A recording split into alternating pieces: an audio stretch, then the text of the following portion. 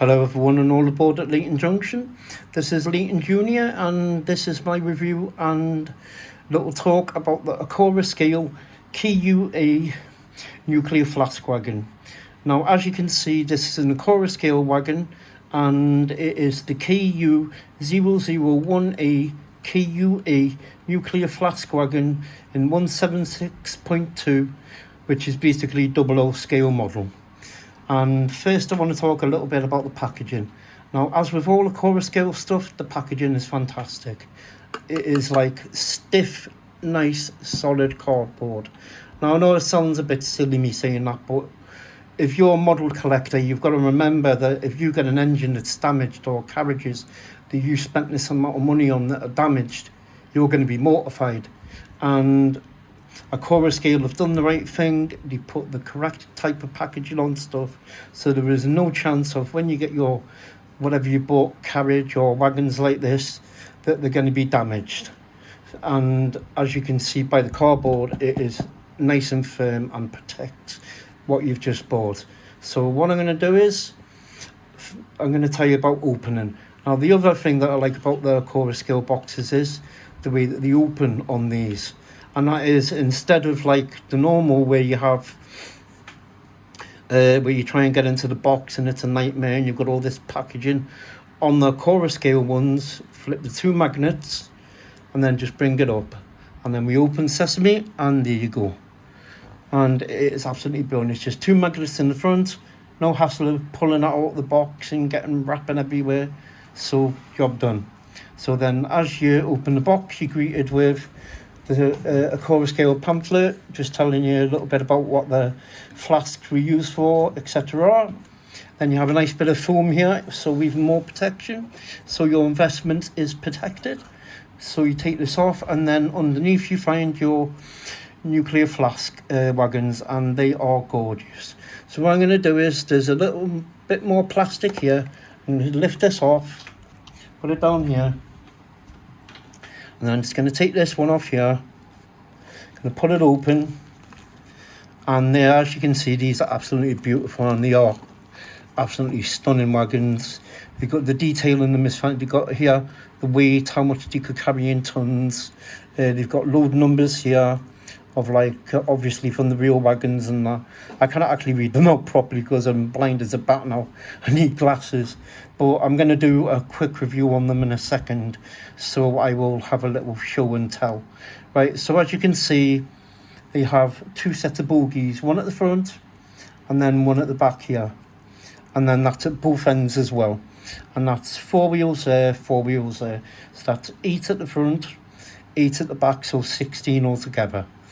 And the detailing, as you can see, is tremendous. So what I'm going to do is I'm going to leave this part of the video, and I'm going to go off and I'm going to get my little stand that I've just done a Blue Peter on, and I'm going to show the wagon off and just do a quick rundown of it. So I'll see you guys in a minute. Hello everyone, and welcome back to Leighton Junction. This is Leighton Jr. again. So this is the Kua nuclear flask wagon out on and all its glory, and as you can see, these wagons are fantastic. So I'm just going to do a quick review of them, tell you a little bit of history, and then I'll stop boring you, I promise. Right, so the first thing about these wagons is the bogies are all independent of each other, so they all move differently. They are a bit of a pain to get on. I've seen Alan put them on, and they are a bit of a pain, but once you've got them on, they run fantastic. So as you can see, there's 4 on that one, 4, 4, 4. So it's like, what, 4, 8, 12, 16.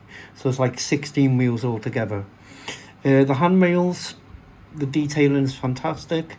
The middle part where the nuclear fuel goes, the detail is fantastic on that. The detail on the springs down here.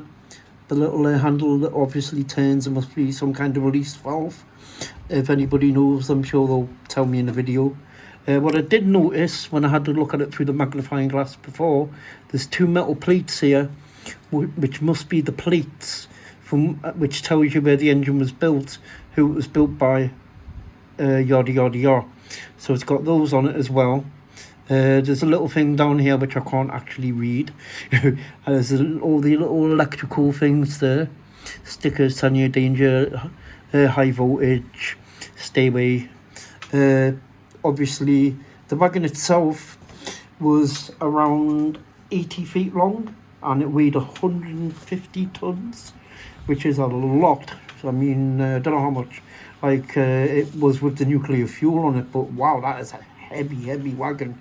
So I'm just going to give these a quick spin around and just quickly show you the front and backs.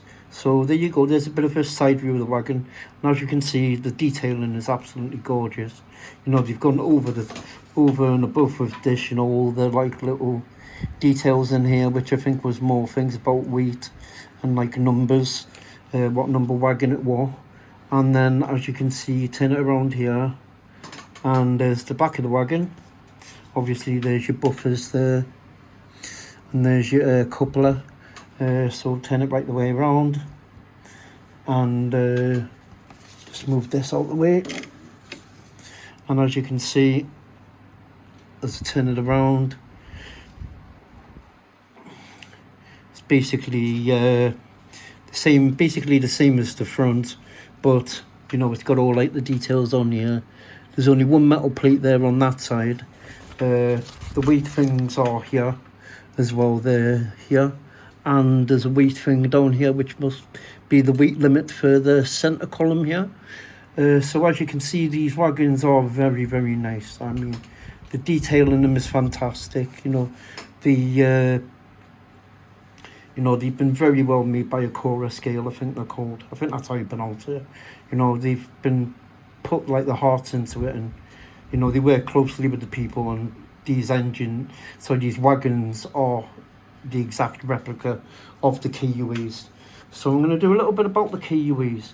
So the KUA was originally given the code KU001A by Bombardier ProRail of Wakefield in 1998 and was assigned the code KUA, which was a TOPS code, and it was primarily tasked with carrying spent nuclear fuel to reprocessing facility at Sellafield from the Royal Navy's submarine bases at Devonport in southern England and Rosyth on Scotland's east coast.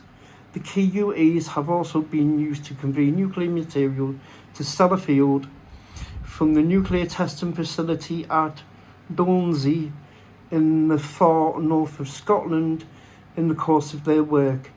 The wagons can appear in diverse places all around the country, including places like Carlisle, which is not far from us, Exeter, George Germis Junction, Inverness, Washford Heath and Wembley Yard. They also make periodic trips down to Eastleigh, which is where they're serviced. The wagons are usually seen operating either as a single wagon or as a pair, and for security reasons are marshalled between a pair of direct rail service Mark II escort coaches when transporting nuclear fuel or nuclear load by an elite protection team, often Royal Marines or specially trained army unit, which is tasked with guarding the cargo. Loaded trains feature at least 2 DRS locomotives. For redundancy, basically means that, you know, you're running a diesel train with it, which means, you know, diesel, i.e. you can't, if one breaks down, you can use the other diesel, and obviously with it not being electric, then the wires can't be cut, and the nuclear fuel can't be pilfered and go to a terrorist cell and, you know, made into a dirty bomb. So I'm hoping that you've enjoyed my little review of these wagons. I absolutely love them. I think they're brilliant. I really do like them.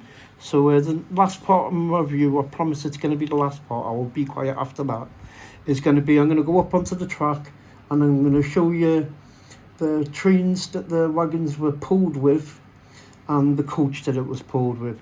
So I hope you all enjoyed. Thanks for tuning in, and I'll speak to you in a minute. Drop. Hello everybody and welcome back. So this is Leighton Jr. and this is just the last part of my review of the KUA nuclear flask wagons. So as I was saying before, the engine is usually run with two double-headed diesel engines. The 37261 is the engine that you will usually see pulling the KUA flasks, which is the DRS one. And this is the engine that you're most likely to see pulling these nuclear flask wagons. And obviously, as I said, it runs with two diesel engines, double-headed, as in case one goes wrong, there's a redundancy and they've got another one there so the engine can run and the wagons don't end up stuck. And obviously they don't use electric because electric lines can be cut, and you know that would stop the engine from running, and you know the nuclear material could be taken and turned into a dirty bomb. So these are the two engines that you'd see running with it. Now I'm just going to bring it up slowly and I'll quickly show you the coach where the security for the Royal Navy would be, which would be at the back or in between. I think it's at the back. So I'm just going to bring it up slowly, and then as you see sandwiched at the back, you will see the Mark II wagon, I think it's called, and that would be just a normal direct rail services wagon, as you can see. And this direct rail services wagon here would either carry obviously a special Royal Marines unit or a special forces unit in it for the safety and security of the wagons that are being pulled, i.e. the nuclear flasks, to make sure that nobody tried to, you know, take the nuclear fuel or stop the train. So I'm hoping that you all enjoyed my review. Do apologise it was a little bit long, but I do like these KUA wagons. They are brilliant, and you know they are well worth the money. So thank you for tuning in, and please everybody stay safe. You know, everyone in the train community, you know, everyone stick together. We're slowly beating COVID, you know, we can all get over it. So everybody stay safe. Thanks for tuning in, and I'll speak to you soon. Bye bye.